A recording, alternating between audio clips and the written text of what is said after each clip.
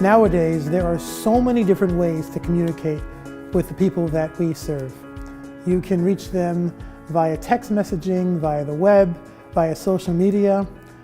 But would you believe me if I told you that email is still the most effective way to reach your people? Whether they be members or constituents or whoever they may be, email is still the most compelling way to reach them. And that brings me to the subject of this video, which is how to have a compelling and helpful email newsletter that will reach people. Do you know that people, when they open emails like you and I, they don't spend a ton of time looking at their email? And actually, research has shown that they take all of 8, not minutes, but seconds to read an email that's sent by an organization or a business.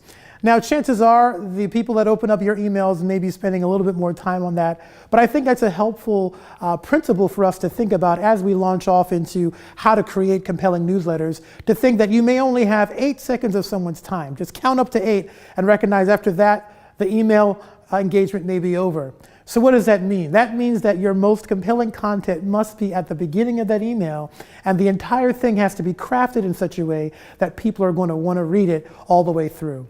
Email newsletters have the power to deliver a strategic message that's a direct message to your members and your community for very little cost. That's quite the combination.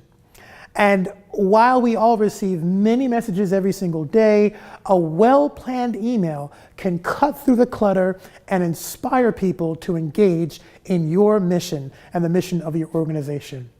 And that's at the heart of what a newsletter is. It's not so much about just adding to the noise. It's about cutting through the noise with on-mission messaging that will help people understand what your organization's about, whether it be your church or your conference or wherever you may serve. They may know, okay, this reinforces what this organization's about, and it will help them get on board with that mission and want to participate in it. So I actually am someone who sends out a newsletter every single week. And anytime you do something a lot, you learn a lot of lessons, and sometimes the hard way. So I'm trying to spare you some pain here and show you the lessons that I've learned along the way. Number one, people are busy. I'm thankful you're even taking the time to watch this video right now. And the reality is that not a lot of people have a ton of time. So it's important that when you communicate with people in the newsletter format, that you communicate in bite-sized chunks. This is not the time to see whether or not you can rival Tolstoy in writing the greatest novel ever. You really need to take your time to do short snippets, paragraphs that will help you know, help the reader know that they can read this information quickly, they can grab the essence of what you're trying to tell them, and they can move on with their day. Don't kid yourself into thinking people want to read a ton of stuff, because most people just don't. And while they may not tell you that, their engagement or lack thereof with your newsletter will be the defining factor. But one way to maybe find a middle ground is in your newsletter, you can keep your content short, and if you have a longer article you want them to read, you can post that on your website or on social media and have a link that goes directly to the longer content. For those who are looking for that, they can find it there. So starting with your most vital content is critical to keeping people's attention. And also keep in mind that people from different walks of life will be reading your newsletter, from different backgrounds and education levels, reading levels. So you want to make sure that your newsletter is as engaging as possible to the broadest population as possible, because you want all to come alongside you to enjoy and engage in the mission that you've been entrusted with. So here are some best practices for you to follow to help make the newsletter experience more helpful for you and for your readers. One is to start with a content calendar. It's really important to know where you're headed with the newsletter. I have found that no matter what the deadline is, whether it be weekly, monthly, or even quarterly, somehow that deadline will sneak up on you. So the best way to deal with a deadline is to be prepared. And the content calendar will help you start thinking proactively ahead of time the type of stories you want to include, gathering the appropriate details, gathering pictures and such, and getting all that information together on your computer, and you can start editing and all that, so that when it's time to publish, you're not stressed out to the max. You want it to be enjoyable, especially if you're doing it on a regular basis, like weekly or bi-weekly or monthly. And having a content calendar will be helpful. That could be as simple as having a spreadsheet with bullet points of what you want to tackle next, even a little table could do the job, or good old paper and pad may be your way of doing it. Whatever's best for you, putting it on a calendar, on your phone or computer, however you can keep track of what you want to do next will help you stay more on top of the content you want to include and help you be proactive in gathering the materials to be able to put together an excellent newsletter. So here's another tip that I found to be very helpful. Use pictures strategically and bountifully. Do you know what I found out? People love pictures. They love pictures. And you can see this by how social media works. There's an entire platform called Instagram, as you're aware of, that is really solely based on the beauty and the aesthetic of a picture. And you see that even the social media posts that tend to get the most engagement have some sort of visual element.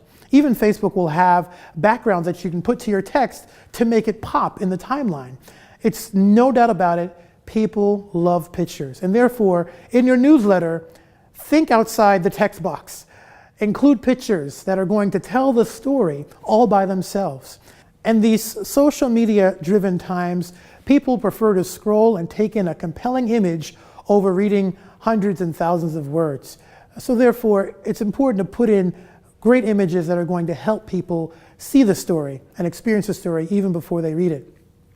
Using compelling images that implicitly share the story will help convey your message in less time. Before, when I was just getting started, I used to find pictures that supported good text in my articles.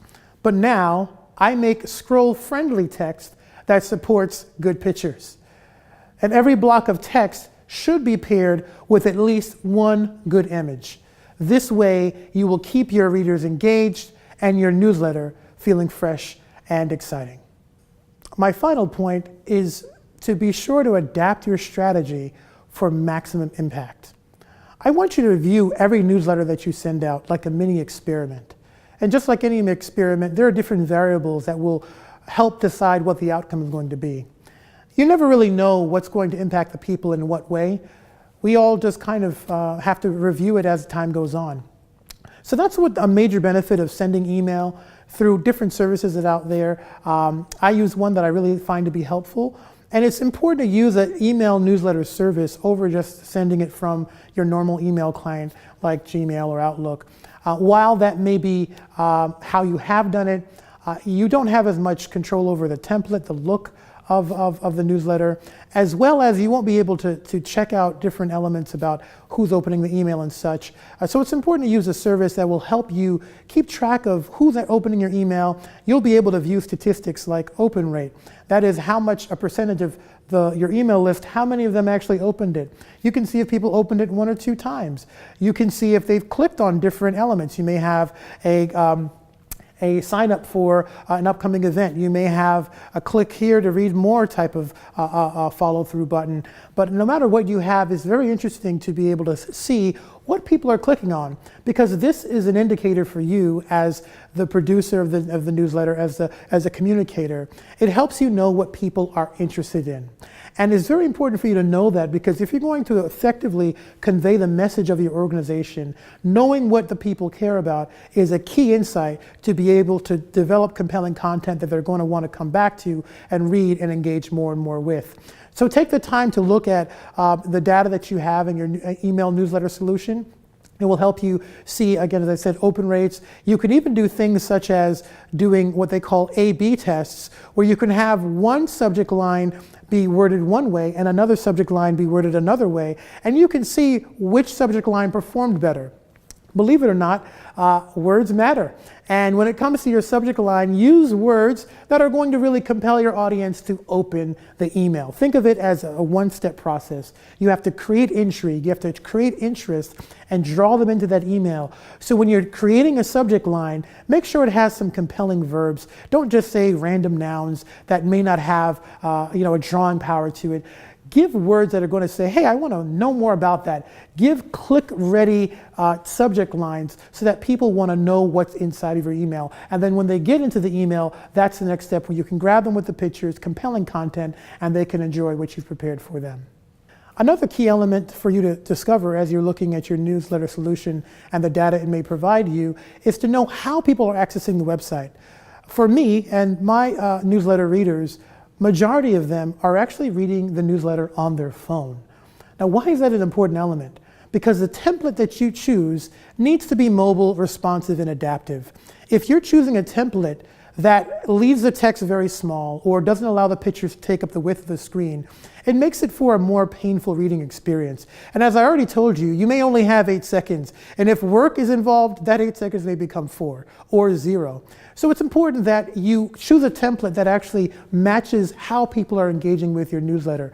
The desktop is fine on a computer, but believe it or not, a lot of people are going to be accessing via tablets and phones and the like. So make sure that whatever template you choose, test it out on different types of devices, see how it plays on those devices, and make sure that for you as a reader, would you want to see it? And if the answer is no, then I say go back to the drawing board and make sure you choose an appropriate template that's going to speak to how people are going to natively read your content. Ultimately, you want to create a newsletter that's going to compel your people, your readers, to action in some way. And the action may be, as I said, signing up for an event, being involved in a ministry, reading more about this, giving their feedback on something. I don't know what it may be, and calling them to prayer and be a part of a ministry initiative. Your newsletter is usually going to have some kind of compelling, action-oriented item for them to do.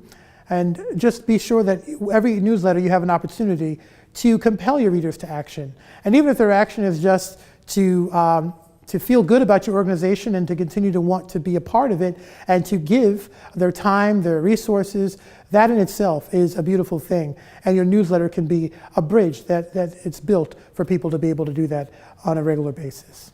In closing, newsletters require a lot of work, but let me tell you, they truly are rewarding. The impact that you will have, you don't even necessarily realize when you're putting that newsletter together. And sometimes you may not even get the feedback that helps you know that people are reading and it's making a difference.